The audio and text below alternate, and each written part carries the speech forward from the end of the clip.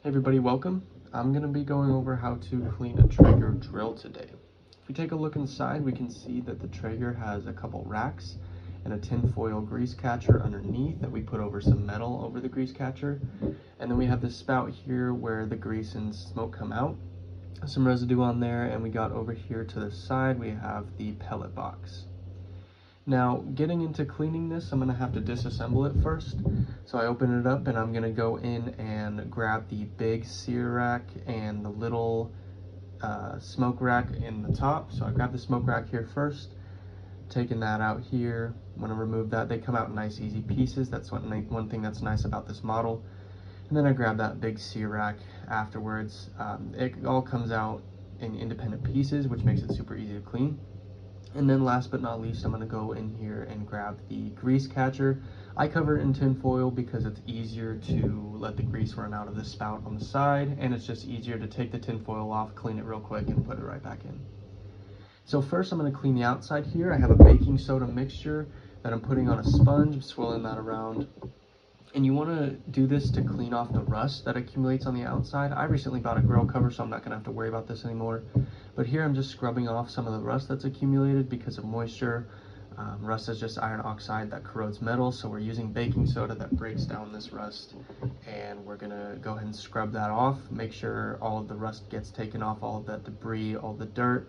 And so I'm going to do the pellet box here first, and then I did some on the back and over here.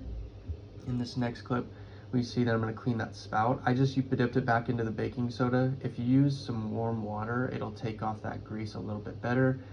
Just cleaning off the dirt, that grease that catches on the lip of that spout there. It's just from all the smoke going out and all the debris and the grease. It drips off of the lip there, and it's super hard to clean off if you leave it for a while. So make sure you're doing this at a regular time.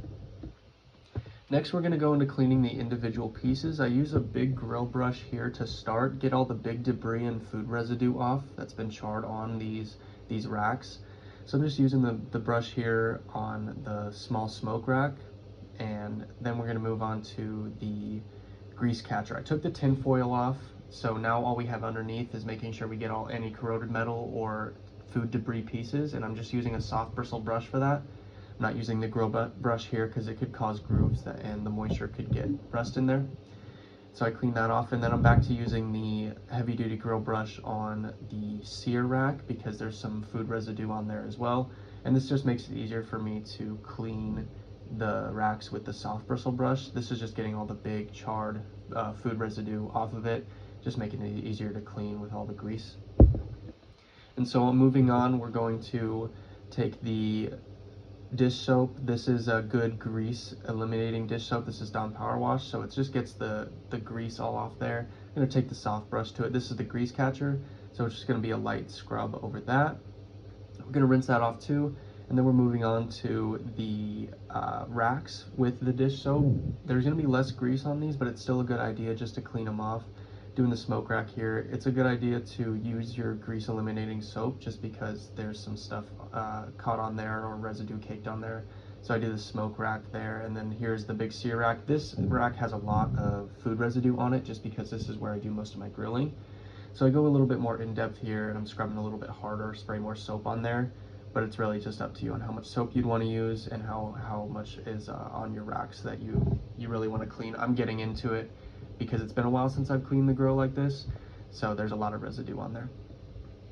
All right, moving on, we are going to reassemble our racks and put our grease catcher back in first. I put a new couple sheets of tin foil on it. Those other ones were caked in grease and grime, and so I replaced the tin foil on there, and I put the grease catcher back in the way that I took it out. And then we're gonna go into, next we have the sear rack that we're gonna grab.